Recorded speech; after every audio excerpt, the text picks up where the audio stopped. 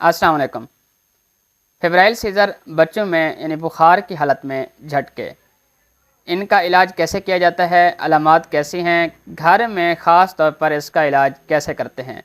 मेरा नाम है डॉक्टर जावेद इकबाल मलकानी, आपके बच्चों का स्पेशलिस्ट। फेब्राइल सीज़र यानी जो बुखार की हालत में झटके होते हैं, क्या इन झटकों को दिमाग वाले बुखार वाले झटके भी कहा जाता है, इस हवाले से भी डिस्कस करेंगे।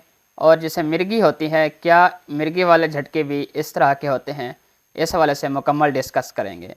और ख़ास तौर पर वो चीज़ कि जिससे ये फेब्राइल सीज़र यानी बुखार के झटके आम तौर पर बच्चों में बार बार हो रहे होते हैं, उस हवाले से डिस्कस करेंगे, जिसमें है आयरन यानी खून की कमी का इससे क्या रिलेशन है।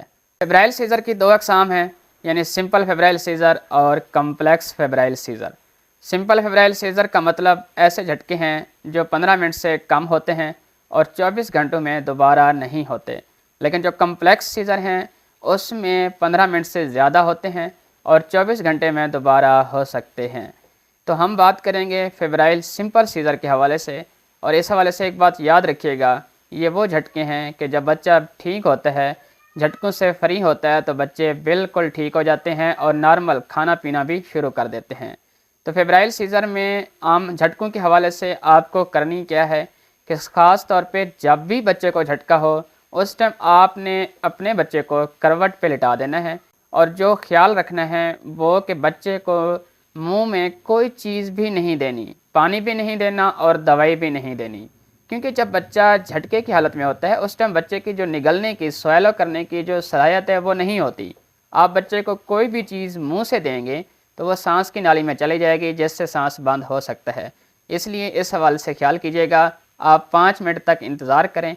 अगर 5 मिनट तक आपके बच्चे को झटका आराम नहीं आता तो फ़ौरन करीबी हॉस्पिटल में ले जाएं। अब फेब्राइल सीज़र के हवाले से अगर देखें तो ये क्यों हो रहे होते हैं। फेब्राइल सीज़र के हवाले से जब भी बच्चे को ये 6 मंथ से 5 ईयर तक होते हैं और इसके बाद 5 ईयर के बाद बच्चे बिल्कुल ठीक हो जाते हैं। आमतौर पर बच्चों को एक झटका लगता है, लेकिन काफ़ी बच्चे ऐसे भी होते हैं जो उनको झटके बार बार लग रहे होते हैं। तो इस हवाले से कुछ एहतियात हैं जो आप घर पर कर सकते हैं। पहली बात यह है कि जब भी बुखार होगा बच्चे को, तो झटका आने का ख़तरा हो जाता है। तो आपने बच्चे का बुखार को रोकना है। आपको लगे कि हल्का सा बुखार है, घर में बोरोफिन सिरप और पैनाडोल सिरप होनी चाहिए। सबसे पहले आप पानी की पट्टियाँ कर लिया करें। अगर उससे बुखार कम ना हो रहा हो, सिरप पैनाडोल पिला दिया करें। और सिरप पैनाडोल से भी अगर आपको फील लगे, बुखार थर्मामीटर से चेक कर रहे हैं कम नहीं हो रहा, तो आप सिरप बोरोफिन दे दिया करें। ये वो तरीके हैं कि जिससे आपके बच्चे का बुखार सेटल हो सकता है, सेटल हो जाएगा और बच्चे को झटका लगने का चांस कम हो जाता है। आमतौर पर जब भी झटका लगता है बुखार की वजह से, जब बच्चा झटके से ठीक हो जाए तो आपको बच्चे के बुखार की वजह देखनी चाहिए। अपने करीबी डॉक्टर के पास जाएँ, क्योंकि ऐसी हालत में बच्चे को खांसी नज़ला हो सकता है या बच्चे को उल्टियाँ मोशन हो सकते हैं। और आमतौर पर अगर कोई भी अलामत नज़र ना आ रही हो तो बुखार की वजह छोटे बच्चों में यूटीआई, पेशाब में पीप हो सकती है, पस हो सकती है, गुर्दे का इन्फेक्शन हो सकता है। ये वो चीज़ें हैं जो बच्चा कंप्लीट यूरिन एग्जामिनेशन, पेशाब का टेस्ट करवाने से पता चल सकता है। फेब्राइल सीज़र के इलाज के हवाले से बात करेंगे।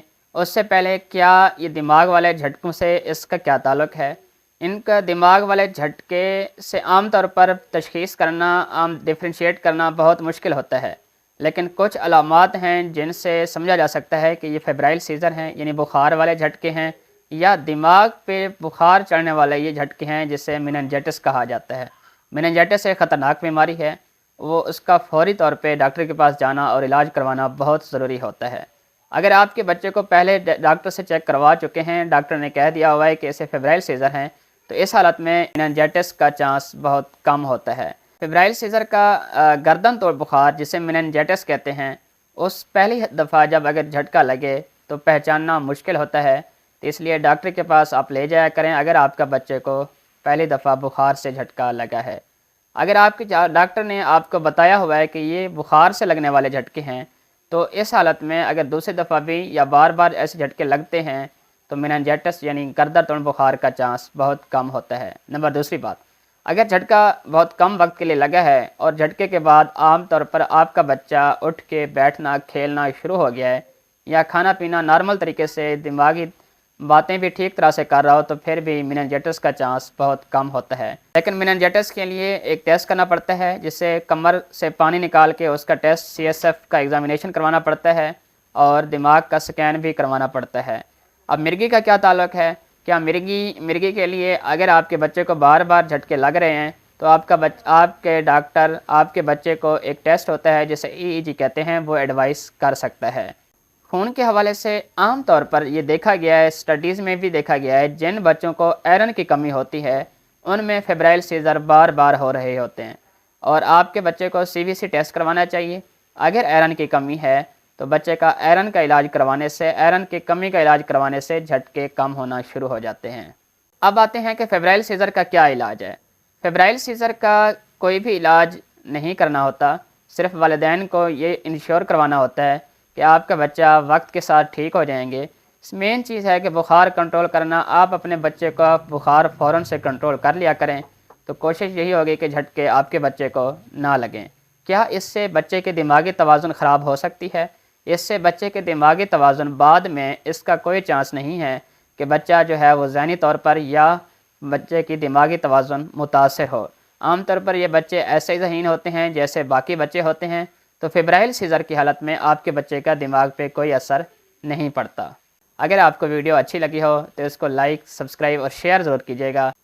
اگر کسی حوالے سے آپ کا کوئی کویسچن ہے تو آپ کمنٹ میں کویسچن پوچھ سکتے ہیں۔ Thank you.